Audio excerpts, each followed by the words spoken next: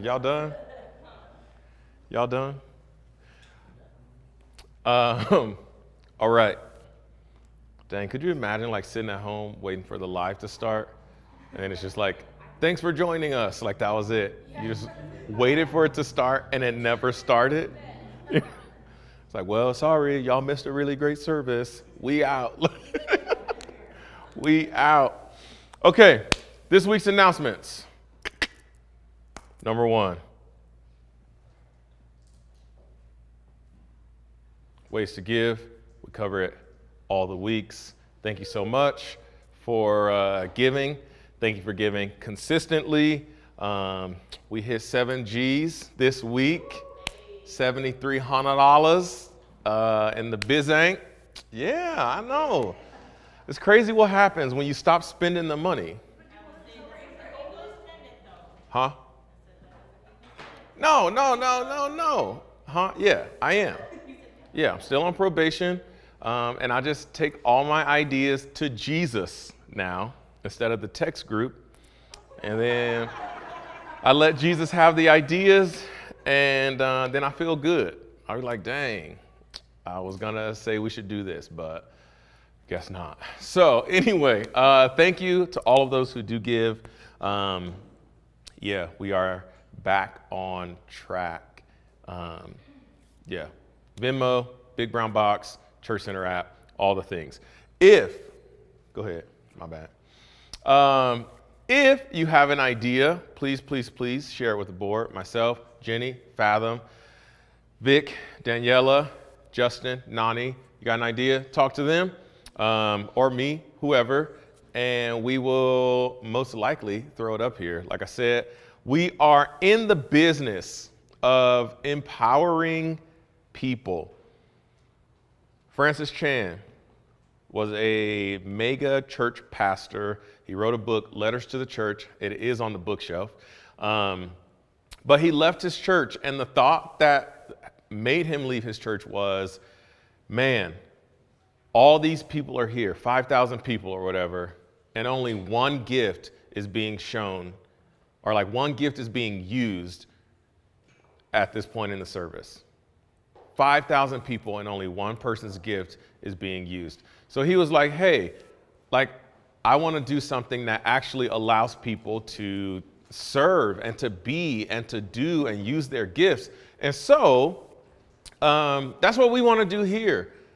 If you have a gift, and we are talking about that, like the gift may not look spiritual, but you got an idea, you got something you're good at, it can help the church, it can not help the church, you want the church's help, whatever. Let me know, talk to me, and we will get that going. You will be the person who runs it, for sure, but we can support you, which we did get that in the thing today. So,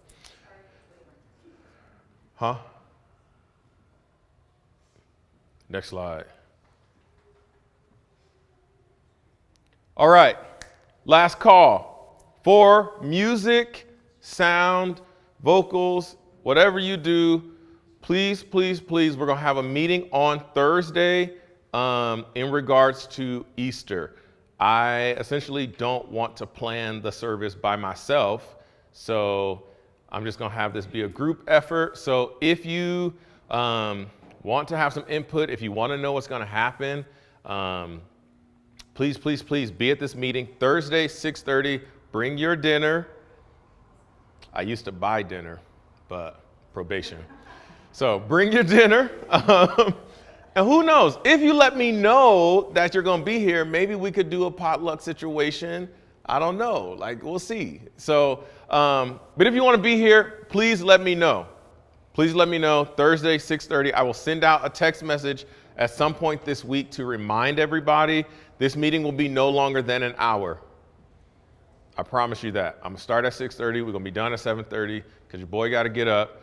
And now I have to be at work all the time, which that's a whole different situation. Satan is busy and I don't like it. I got to be at work all day now. Yeah, 8 whole hours. 5 the weekday. Yeah. I love that everybody is just as shocked. Yeah. I got to be a normal person now. I'm not okay. I am not okay. I'm not okay. We can talk about it later. It's a whole thing. Satan is busy. Listen, Satan is busy.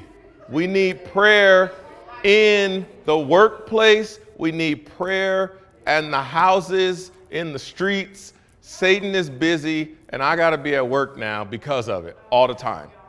I know. It's a whole thing. We'll talk about it later. Anyway, Saturday, Jesus Revolution. This was Joelle's idea.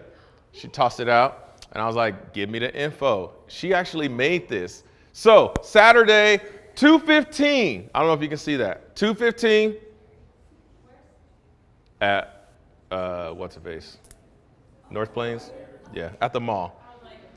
At the mall, or as the kids call it, the movie theater. Yeah, this Saturday, 2:15.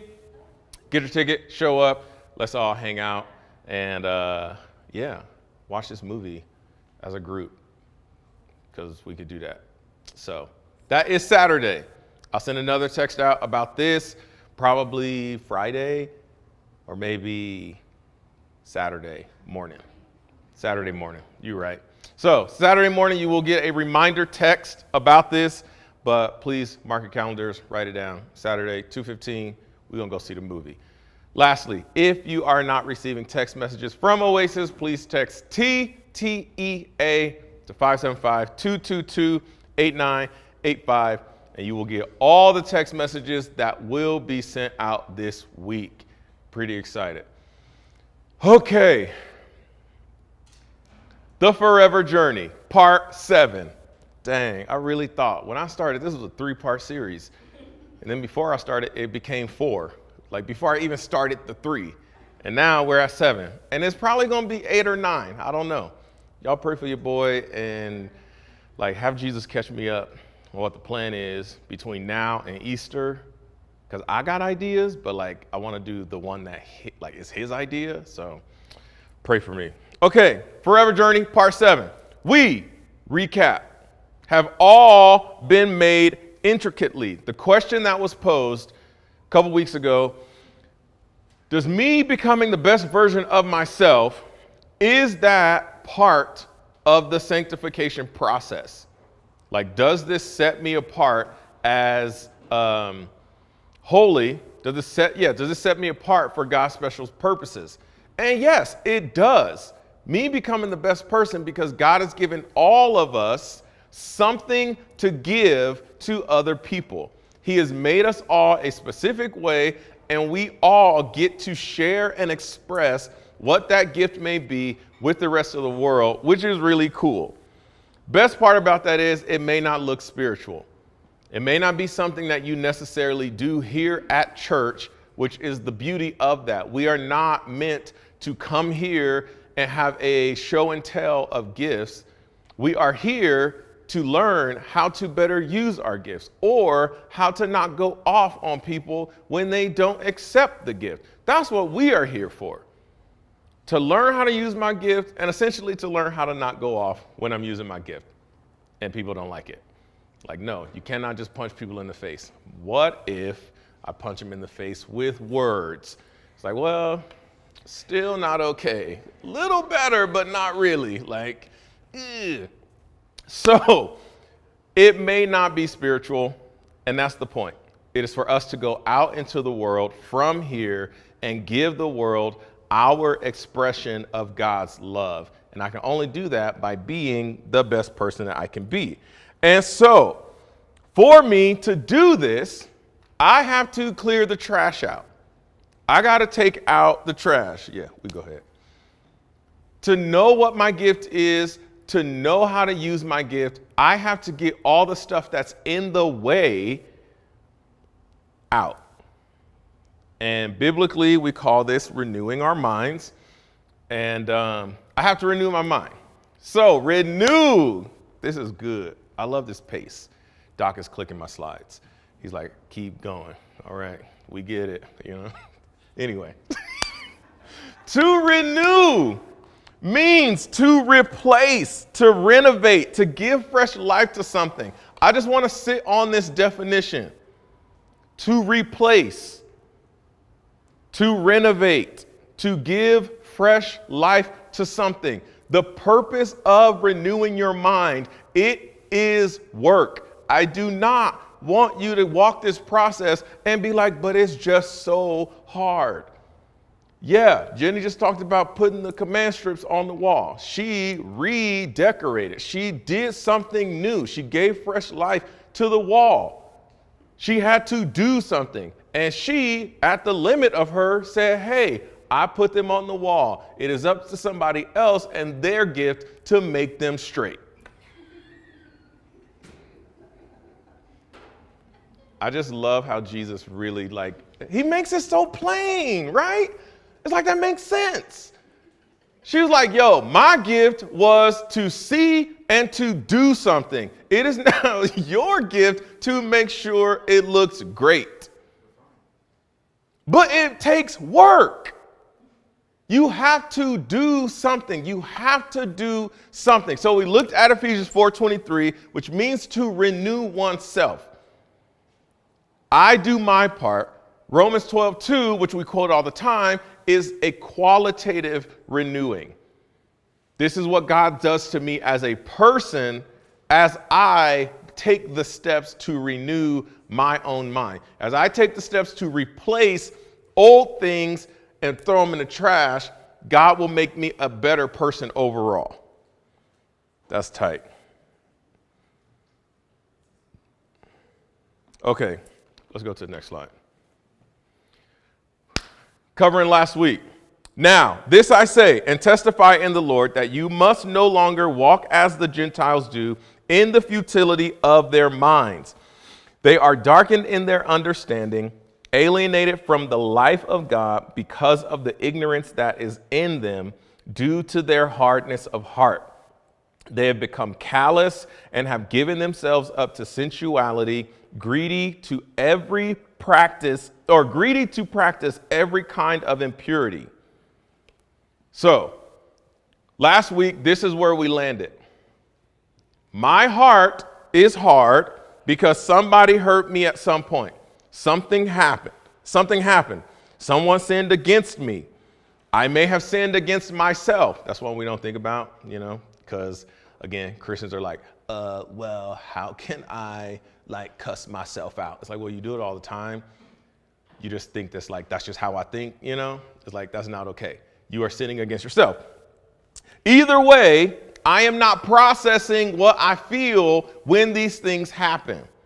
And because I'm a Christian, I'm holding it all in and I'm not talking through these things with God because for whatever reason, somebody told me stop talking about it, get over it, don't cry, or whatever the case may be. So I don't talk about it with God, and now I am ignorant to his love. I don't even know that he has goodwill for me in this situation, that he has friendly and helpful thoughts in the midst of me being jacked up. I don't know that. I don't realize that. And because I don't know that and realize that, I am a stranger to his life. The fullness, the healing, the process, all of these things, I am a stranger to the life that God is actually offering me, which then darkens my way of thinking. So I can only see things in a negative light. Yeesh. People can have the best of intentions, and I cannot see that.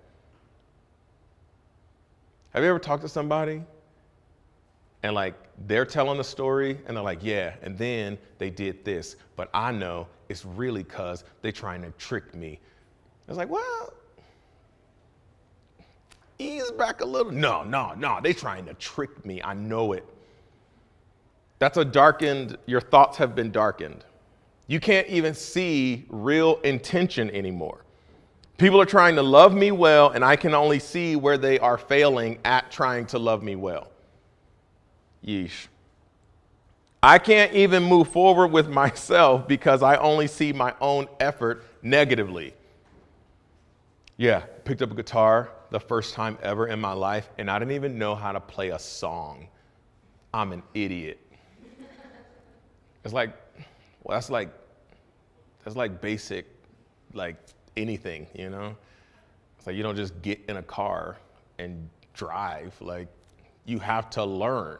Like, which is crazy, real quick, nerd brain. When you get in somebody else's car, like, you have to learn their brakes. Their steering and their brakes. But that's something that you're learning in the middle of it. You don't just get in and drive it like your car. You get in and you like take that first stop sign or that first like, and you're like, okay, cool. They got touchy brakes. Yeah. Well, the Tesla, you come off the gas, that thing just dies. It just stops. But you have to learn. You got to learn. And we don't look at ourselves negatively in those moments. We don't say, oh, you're such an idiot for testing their brakes. No, you don't. It's the part of the learning process, right? So I have darkened thoughts. Dark is my way of thinking, and this makes me callous overall. It makes me numb to most things, and then I begin to cope, and the coping only hurts me long term. Now, again, because we are Christians, we're like, well, I'm not doing drugs all the time. I'm not drinking all the time. So I don't have a coping mechanism. Yeah, you do. You sit and you watch TV a lot. As people say, I watched all of Netflix. Like, you did that. That was your coping mechanism. Oh, I just became fixated on this. Well, yeah, because you're coping. The kids have been watching Despicable Me 2. And the beginning, when Gru comes down and he's the princess or the fairy godmother, and the kid is like, how come you're so big, you know? And he's like, my house is made of candy and I eat it instead of working on my problems. And I was like, dang, that's us. That's us. That's the coping mechanism. I just buy dessert. I love the apple pies from Albertsons, the Marie Callender's, the one that says for two. I'm like, yeah, for Rafer, the natural man, and Rafer, the spirit man. We are going to enjoy this. That's what I do. I just buy apple pies and just eat dessert. We all cope somewhere, some way, because we are callous to what we actually need to be processing and working through with the Father. And then that life, dang, talk about a gift.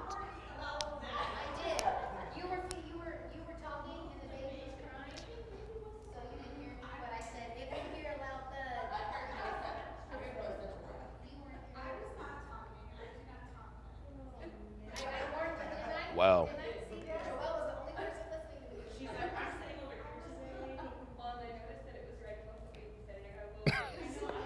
Everybody on YouTube is like, what's happening? Jenny put the canvases on the wall. One of them fell off and knocked another one off. Or no, one just fell off. So they were discussing who said what when they said. So yeah, that whole thing about like Jenny's gift of hanging stuff up. Yeah, we need the gift of security from somebody else. Like QA, we need the QA gift to come in and. Okay, so living that life then makes me feel like life is pointless or useless. He says, don't be like the Gentiles who live in the futility of their mind, which means they just feel like they have a useless life. They have a pointless life. And how many times we've all been there. At some point, it's not worth it. It's pointless. This is useless. And so we break these things up into situations, not as life as a whole, because in some areas I can be doing very well. Me and Jesus are rocking over here. But there are always going to be things where I'm like, I just don't see why I should. I don't see why. And like we said, Jesus came to redeem all of it. Nothing is too crazy. Nothing is too scary. He knows it all anyway. So you might as well walk this path. Because the beauty of it all is, he says in verse 20, but But this is not the way you learned Christ, assuming that you have heard about him and were taught in him, as the truth is in Jesus, to put off your old self, which belongs to your former manner of life and is corrupt through deceitful desires, and to be renewed in the spirit of your minds, and to put on the new self, created after the likeness of God in true righteousness and holiness. We coming off the top rope today, and I'm uber pumped. Verse 20, he says, this is not the way that you learned Christ. He says, I didn't teach y'all that. I didn't teach y'all to walk around in futility or woe is me or whatever the case may be. I didn't teach you that. I know that that is not what you were taught. But he catches himself. He says, you didn't learn Christ that way, assuming that you heard about him and were taught in him, because the truth is in Jesus. And he makes a very great point here. The only way that you are living a life that's calloused and pointless has to be because you learned something else. Because you didn't learn Christ that way. Christ doesn't have you walking around and like life sucks, period. That's not what you were taught. The truth is in Jesus. And if you learned Jesus, my God, if you learn Jesus, that means that you should be living a life that is conformed to the lessons of the gospel. Yeesh. If you learned Jesus, you should be living a life that is conformed to the lessons of the gospel. Your way of life, if you learn Jesus for real, is going to look different. It has to. You never tell a kid, hey, we're going to get ice cream, and they're sad up until the point they get ice cream.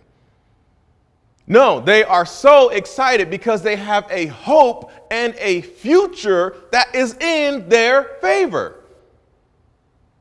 Think about that. You tell a kid one thing, hey, we're going back. Our kids, we're going back to Great Wolf Lodge, guys, in November. If my kids don't ask me every other day if it's November yet,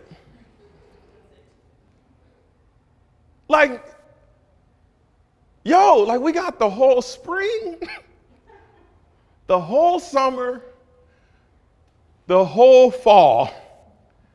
And it's at the end of the whole fall that we are going to Great Wolf Lodge again. You got to stop going to school. You got to go back to school. You got to have a whole birthday. You got to lose some more teeth. I got to have there's a lot of stuff that's going to happen before we go to Great Wolf Lodge.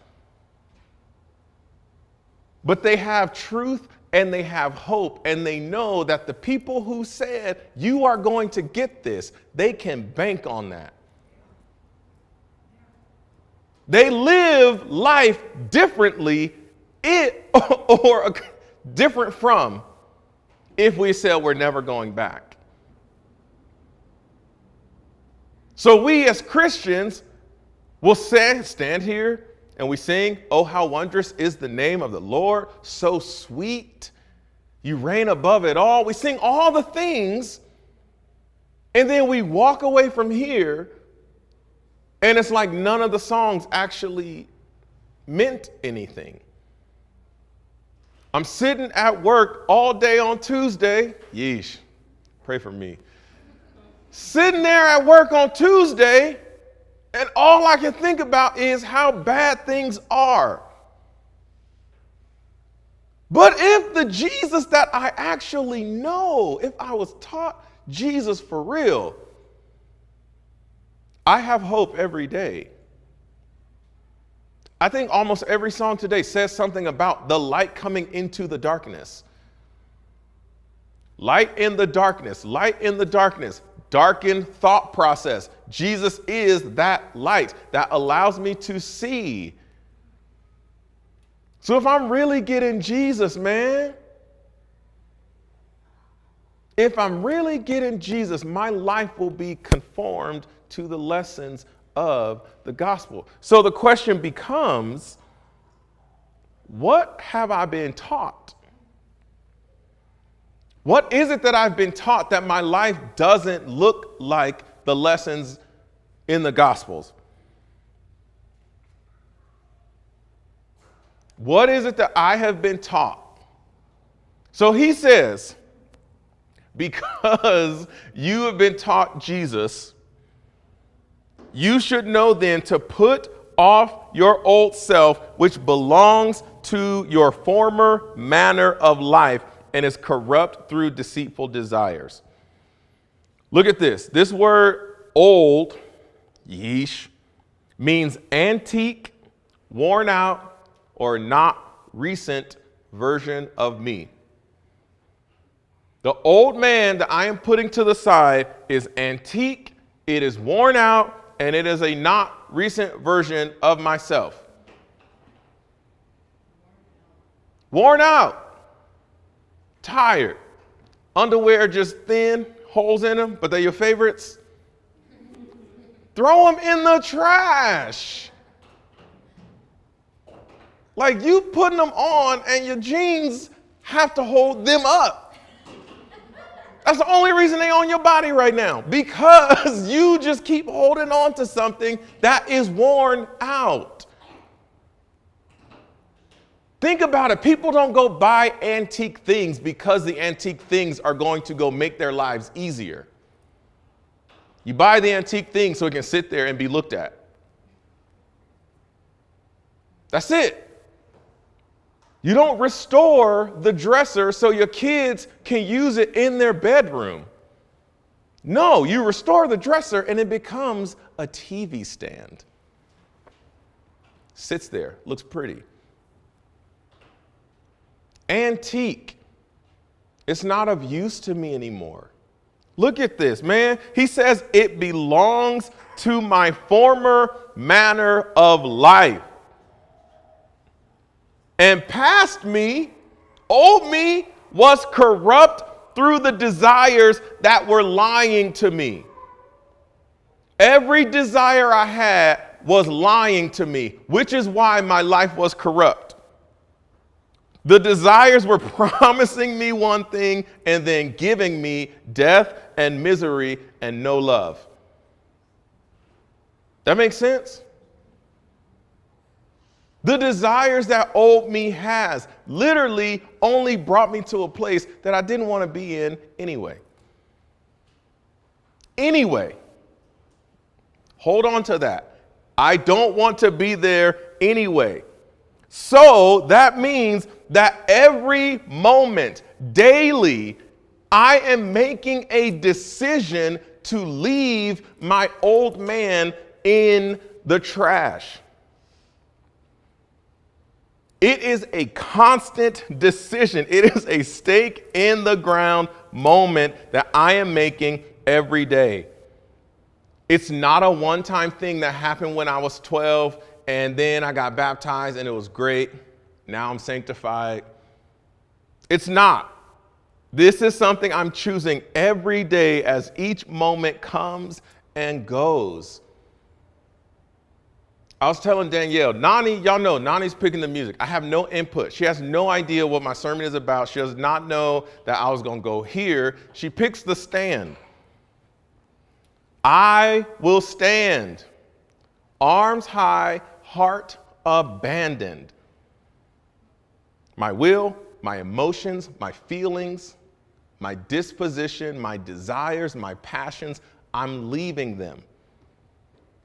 To abandon something is to just leave it as it is. I'm out. I am making a deliberate decision.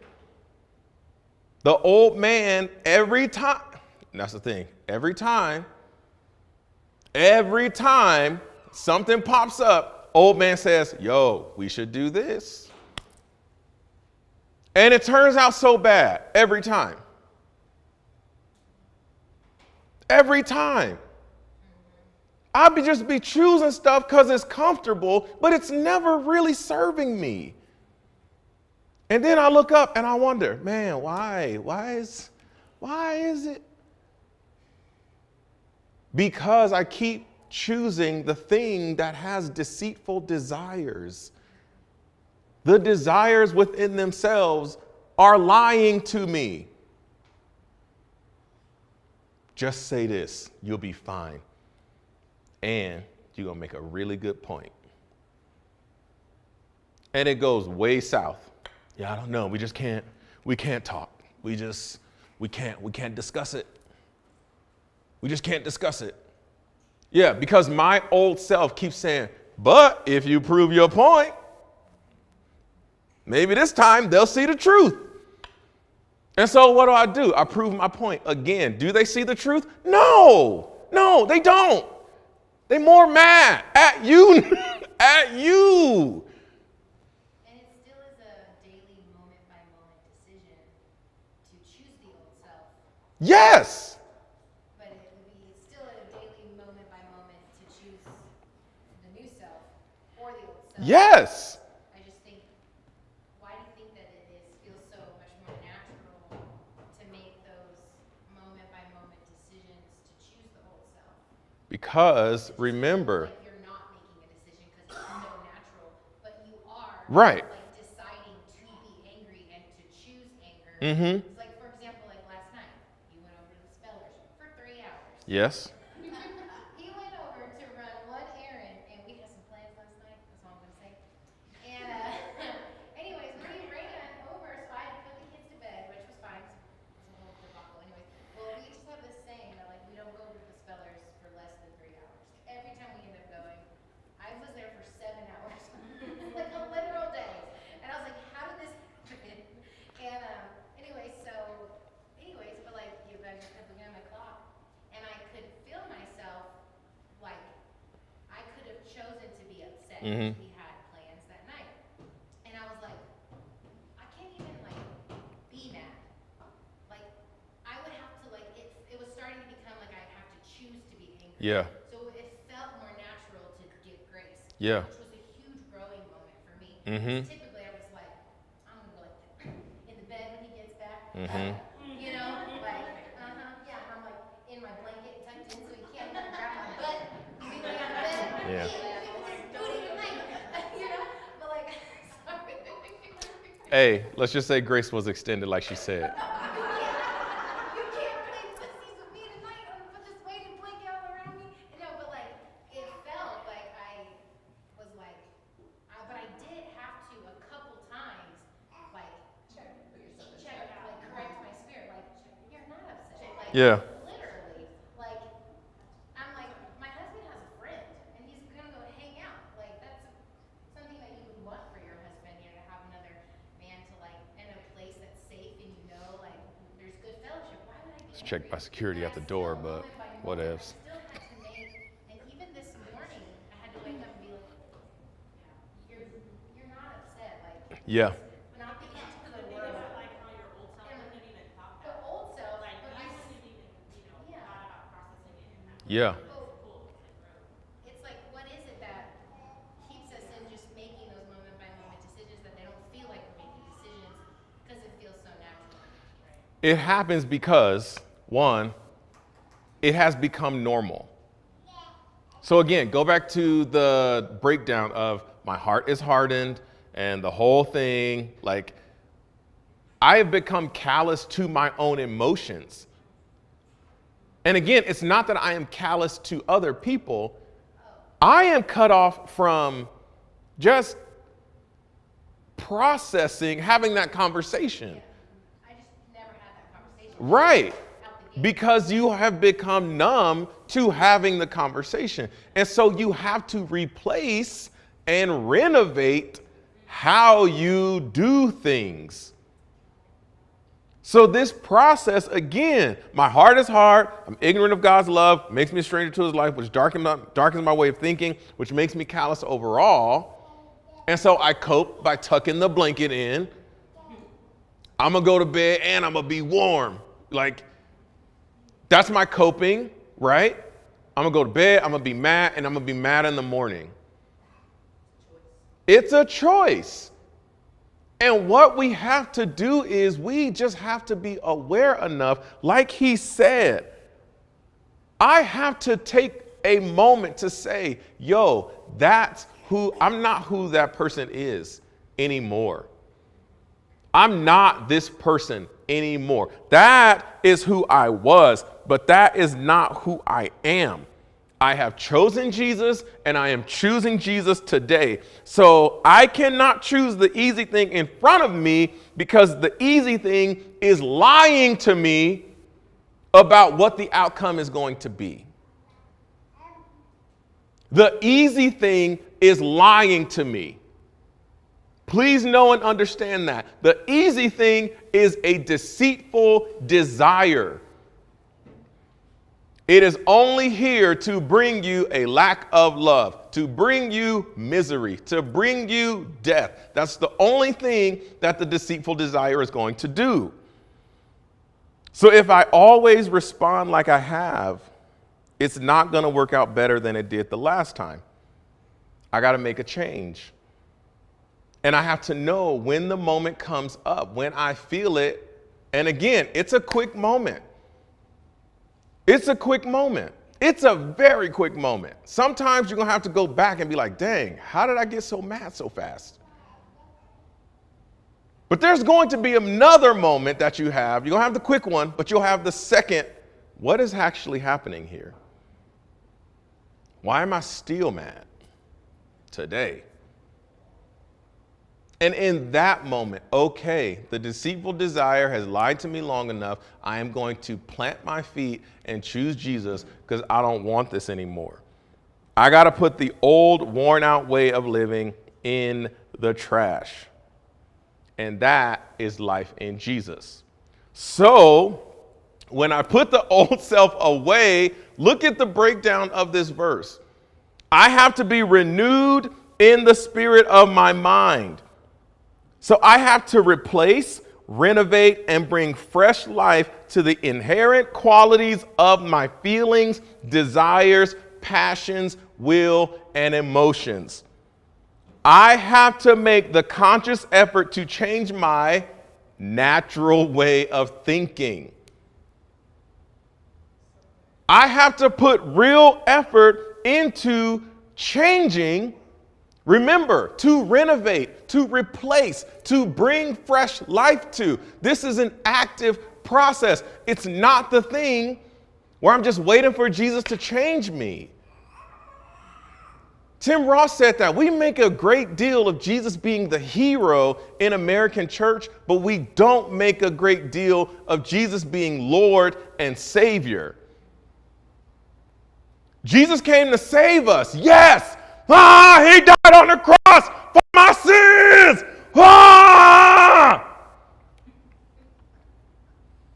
And then we just skip the part that he came that we might have life and have it abundantly. We skip the part that he actually came to redeem the sinner. We skip the part that God loved us first, so we should love him back. We skip the part of Jesus really came to show us how to do this. I have to actively replace and renovate and bring fresh life to my way of thinking. So all of the times that I say, well, that's just how I am. This is how God made me. That's one Rayford says all the time, mostly because I like to be lazy. So I'm like, well, Jesus made me this way. It's his fault. And now I got to go to school, taking 4 classes every semester. And I got to get up in the morning and I got to go to work 8 hours a day. Yeah, Jesus was like, yeah, I made you like that. Change it. Dang! You don't have to come off the top rope. He's like, I was tired of you talking on the mic like we were wrestlers or something. You're just out here running your mouth. And God made me lazy. You know? And then his intro comes in. He's stone cold coming in. sliding in, beer cans, whole nine. I'm just like, no, Jesus, don't stone cold stunner me. He's like, bah, you know? I'm like, no. You get what I'm saying, though, right? That wasn't in the notes. That wasn't in the notes at all, but Great for anyone who watches wrestling. But those of us that don't. yeah. I'm just saying, it was a special time from like 1999 to like 2005. Special time. Just a really special time. That's why Stone Cold was the reference, not anybody else, because nobody else could do it like him. How you come in catching beer cans, opening them up, pouring beers, throwing them in the crowd, and then Stone Cold Stunner somebody? That's skill. That's talent. That's how I like to see the Holy Spirit, you know? Anyway, we're not going to go Talladega Nights. I'm in a whole sermon. So when I say things, that's just how I am. This is how God made me. Or I've been like this my whole life. I have to look at these qualities. This is just who I am. But if just who you are is only bringing misery and death and destruction and a lack of love, then you should probably check that at the door, because I don't think that's how God made you. I don't think that that's how it works.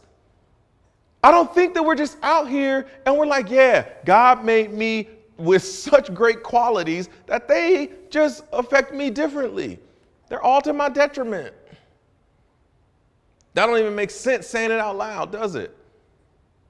It doesn't even make sense. God made me this way, but the way that you were made is only bringing detriment to your own life. It's like check the fruit of your conflict and your hardship. Yes. So in those moments, what is the fruit? And then we can really begin to renew. Yeesh. I have to actively replace those things. The moments, the conversations, the way that I feel, and this is not a thing of don't feel. No, you need to feel, because like we said last week, it's just an alarm system that lets you know the window is open. So you should go and close the window. That's the process of your emotions. I feel like something's off. But yeah, your routine is so good, like if you leave 3 minutes earlier, you're gonna feel like something's off. So you stand there and you wait 3 minutes, double checking everything, and then you're like, oh, okay, everything's good, let's go.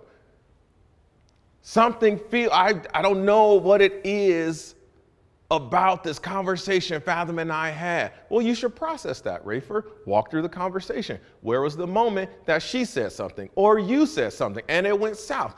Process that. Because now I can go, hey, Fathom, was that a problem or no? And she's like, what are you talking about? Cool. It was all on my side. Thank you so much. I need to process this thing because the old self has only lied to me about the desires I've had. So how? How do I do that? I have to read. I got to listen. I got to ask questions. Sometimes of other people, but most of the time of myself. I got to walk through the emotions and the feelings with Jesus. Cry, scream, learn to communicate where you are. Where you are, learn to communicate from there. Learn to give that to others. Make the effort today, because yesterday me was not helping in this realm of my life. And look what happens when we start to make the effort to replace and to renovate. My gosh. The new self is a fresh, better self than the old self. The actual definition of new, when you look it up, it says implying better. So it's not just that it's new. If you got a 55-inch Vizio TV and you go get a 55-inch Vizio TV, it's new, but it may not be better, right? But you go get you a 65-inch and a new sound bar. Now it's better. It's new and better. And so this new self, gosh, This new self is better in decision making. So when I make the decision to listen to my spouse instead of trying to make the counterpoint, when I choose to go to bed at a reasonable time instead of staying up late, watching TV, being on my phone, or whatever, when I choose to eat better or drink more water instead of eating like crap all the time, when I choose to hear my kids out and help them walk through their unregulated emotions instead of shutting them down because they need to listen, when I choose to ask God for help to heal and respond to people who make me mad instead of going off on everybody because I'm hurt, every decision that I make every decision I make that helps me love God, myself, or others is a step in me putting on the new self. The fresh, better version of me. The fresh, better version of me. If I gave you the option to get a new car, hey, I'm gonna pay for it. I'm gonna get you a new car. Where do you want me to drop it off at? Oh yeah, at my house. Well, what time is good? I got you. We never talk about the details of the car. But if that car came on a tow truck with no tires, you'd be mad. You'd be like, yo, you said, well, yeah, it's a new car. To you, it's new to you, but it's not a fresh, better one from the car you currently have. It's a new car to you, like it's a new one. You have a new car in your possession. I'd be so mad. It don't have tires on it. What am I supposed to do with this? How did you even get it on the tow truck with no tires? Yeesh. But if I say, hey, I want to bring you a new car that is better than the one you have right now. Now I have a hope. I'm excited. I'm looking forward to what can be with this new, better car. I don't even care. How quick would you clean out your current car? Realistically, how quick would you be like, oh, let me process this old self real fast so it can go somewhere else? Because it's not going to give me the things that this new, better car is going to give me. It's not. And no shade. Thank you for your service, old car. I really appreciate it. But the better one, I mean, for me, it'd be like, dang, my car starts without the key having to be in the ignition. The stereo works, full up, Bluetooth. This is crazy. I can hit the unlock button one time. I don't have to go like, you know? Heck yeah, I'll take that in a heartbeat. And this is what we're being offered. A new, fresh, better version of me. A new, fresh, better version of me. And how do I know that this new self is different? Because it was created after the likeness of God himself. Holy, righteous, loving, full of joy, moving and breathing in peace. So how do I know that I made an old self choice? Because it didn't turn out with love, joy, peace, understanding, patience, kindness, the whole fruit of the Spirit situation. Yeah, none of those came out of the choice I made. So now I know for next time, hey, we should look at this. Because I really want to live a life of Jesus. I really want to have my life conformed in the truth that he is.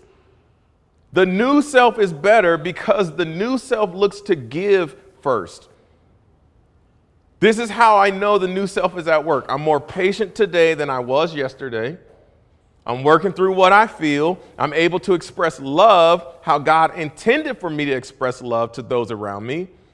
I make better choices for myself because I have helpful and friendly thoughts for myself like God has for me.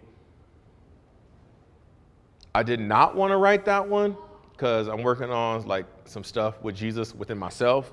And it was like, dang, helpful and friendly thoughts for myself like God has for me. Because that's how I learned to love myself. And so if the new self was created in the likeness of God, in true righteousness and true holiness, I can't help but to be a different person. I can't help it. I can't help but to be a different person. Think about it. A baby starts to walk. They stumble, they fall. Or first, they stand. They're doing the drunk stance, It's like, is the room spinning for you? No? You just won? Okay, that's cool. But the baby starts to stand and they stumble and they fall. And then before they know it, they're taking a couple steps and they fall. They're taking a couple more steps. And then before you know it, they're just this different person than they were 2 weeks ago. They're a literal different person because now the information they can receive inside the house, they are gathering so much more of it because they are walking now. English. We just miss these massive things that we get to watch like the literal progress. The progress of kids developing is literally it's a spiritual process. I know I'm becoming a different person because I'm doing different things. Brooklyn last week, Trey has this, he's got this rap verse for chapel that he's got to learn. And so he's like been rapping it from time to time. And so last week we pulled up to church and he was like doing the verse and he got done. And Brooklyn said, "You killed that, Trey. You killed it." And I was like, oh, snap. My daughter is like a whole human being. Like, she's a whole person who's learning things. Like, that wasn't, you know what I'm saying? Doc was telling me, him and Trey have this thing about a motorcycle. Just an inside joke between Trey and Doc. And I said, my son is a 56-year-old man at the coffee shop. Hey, you still got that motorcycle? Yeah, I got a motorcycle. Yeah, okay. He's 5, and I'm like, he got a whole life that I don't even know about. But my son is becoming a different person. You go pick him up from school, the way he interacts with kids is not how he interacts with me. He's learning things and he's growing, and as he's growing, he naturally becomes a different person. When you choose, when you replace and renovate your inherent qualities, the things that this is just who I am, how I've always been. When you actually look to replace those things, to really replace, I don't like that when I think this way, this happens. Well, how do we change that? Jesus, please help me. Because I get I just detach real fast. Like I'm already like pre-detached before anything happens. So like, Lord, I don't like the results of this. Can you please help me? And he will. And I know I'm different when I am more patient. I know I am different when I am kind. I know I am different when I am looking to love. I know I am different. I know I'm different. True righteousness, man, uprightness of heart that God approves, requires, and bestows. That's really good. God is not going to just, okay, you got to meet the challenge. No, he's actually the one that gives that to you. True holiness is something that comes out in my social life. It can only present itself in me doing something. That's crazy. You're going to be different, and you can't help it. You're going to love like the Father. You're going to give like the Father gives. You're going to love like the Father loves. So before we close, we're going to look at these side by side. Not side by side, but this is today's process. I learn Christ. I realize that the old self lies. So I decide against those choices. I replace the inerrant qualities of my mind. I put on the new and better self. God makes me like him. I am now holy and righteous. Crazy part about this. Look at what I do and look at what God does. I'm only making the choice, but God actually makes me like him. I just make the choice. You know what? Today, I'm going to make the effort to be slow to speak. Okay, let's see where that gets me. I'm just going to make the effort today. People going to talk, and I'm just going to listen. I'm going to wait. I'm not going to interject. I'm not going to take over the conversation again.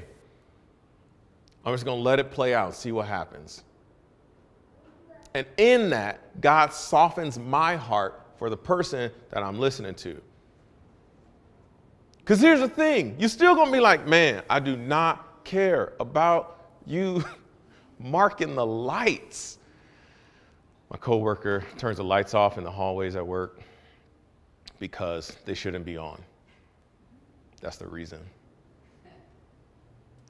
I particularly don't care about the lights, but I should be meeting him where he is if I really want him to see Jesus.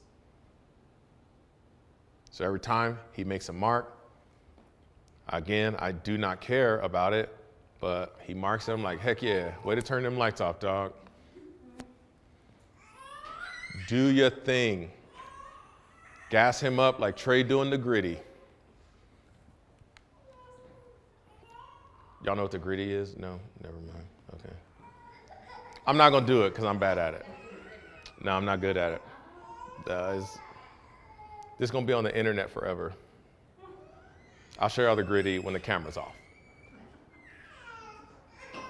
But it doesn't change what other people are going to do. God changes me, right? I make a simple choice here. I make a simple choice to simply decide against the choices and replace them.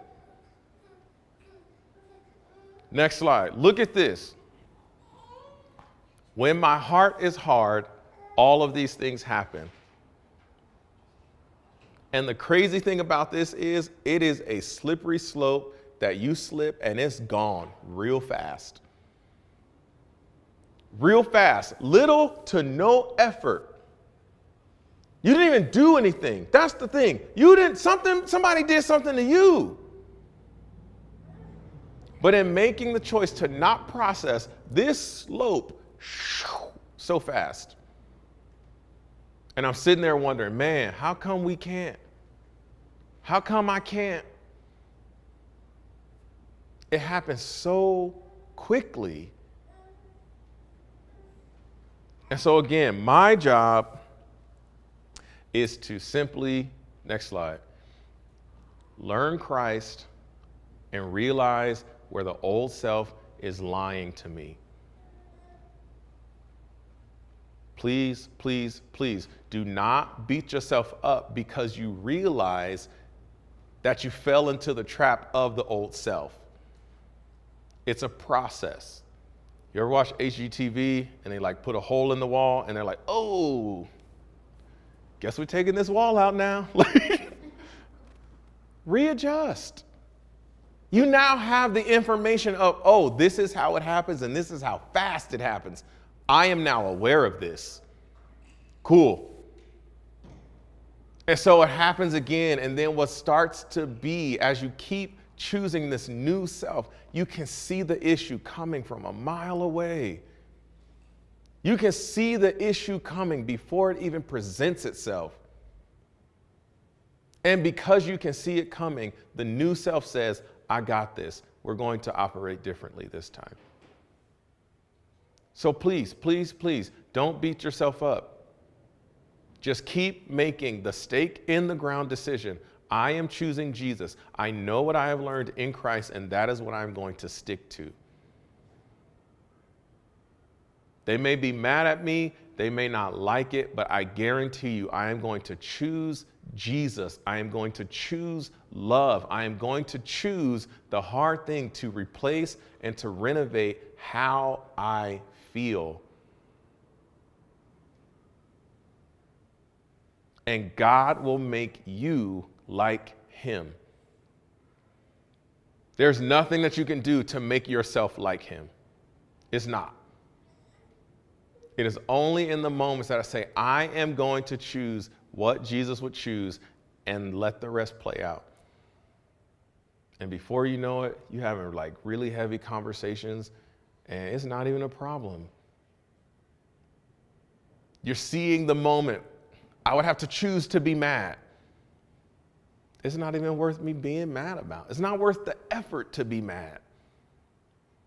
You start to see it and you can call it for what it is and you can move on with the new self. And in that decision, God makes you like him. You are now holy and righteous when it comes to pettiness. Look at that. That's super tight. After I finished this sermon yesterday, I went on my walk and I was listening to 30 Minutes with the Perrys, and they had a friend on there who had like deconstructed her Christianity and her faith and reconstructed. And it was such a great conversation, and it was such a full picture of this actual process that we were talking about.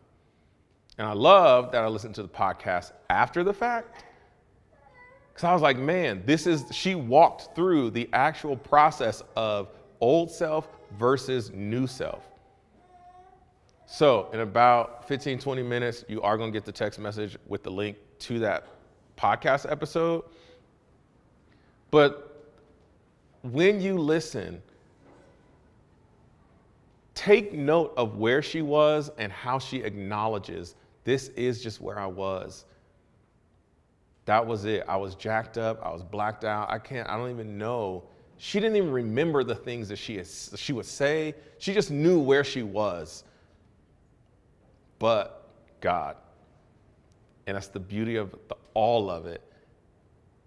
No matter how far this old self takes me, no matter how far I do or go or whatever, the Father is always there saying, hey, I'm right here. And it is just on me to make that decision every time. It's not easy to make that decision every time. But it is on me to make that decision every time. So put on the new self. Live your best life with Jesus, because it's a really good time. So we're going to go into the holy place. We're going to spend some time with Jesus, and then we'll get out of here.